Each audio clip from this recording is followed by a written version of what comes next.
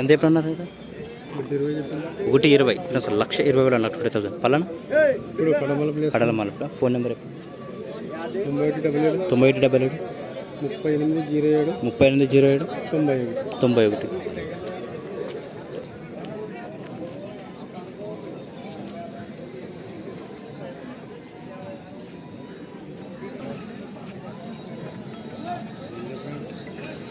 ఎంత చెప్పినా?